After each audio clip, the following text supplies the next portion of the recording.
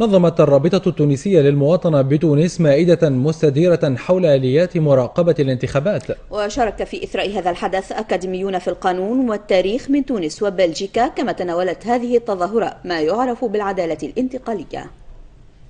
وضع موعد انتخاب المجلس الوطني التأسيسي بثقله على أشغال المائدة المستديرة، واعتبره المشاركون التأسيس لمرحلة ديمقراطية بمشاركة الجميع تنتظره كافة الأطياف والشرائح. موعد 24 جويلية موعد إجراء انتخابات المجلس الوطني التأسيسي، موعد هام وتاريخي وتحدي علينا كل كتونسيين أنه نساهموا في رفعه وفي إنجاحه.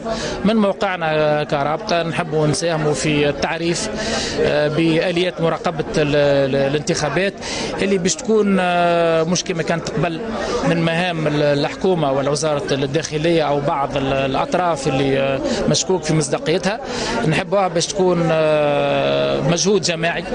ولضمان إجراء انتخابات نزيهة وشفافة، تناولت هذه التظاهرة بالأساس آليات مراقبة الانتخابات طبق المعايير الدولية والقانونية المتفق عليها. هناك 3 آليات يجب استعمالها حتى تجرى انتخابات بصفة صحيحة، أولها تسجيل الأسماء ضمن قائمة الناخبين.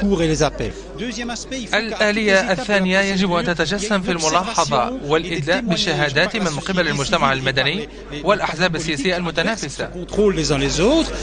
الآلية الثالثة وهي الأهم وكل التونسيين يعرفون ذلك، وهي الديمقراطية وحرية التعبير. ديمقراطية رأى المحاضرون في هذه التظاهرة أنها تمر حتما عبر المجلس الوطني التأسيسي المنتظر، الذي يجب أن يتميز بعدة مميزات حسب رأيهم تمهيدا لإنشاء دستور للبلاد، مشددين على ضرورة ألا تطول فترة إنجازه. ولن يجب أن يكون المجلس يمثل أكثر عدد وأكبر عدد من شرائح المجتمع التونسي. أولا الشرائح السياسية، إذن كل الأحزاب السياسية تكون إذن متواجدة، المستقلين كذلك، النساء والرجال، الشباب وغير الشباب، لأن المهمة التي على كاهله هي مهمة هامة جدا، وهي وضع الدستور. إذا مدة سن الدستور يجب أن تكون قصيرة، لا تتجاوز أكثر من سنة.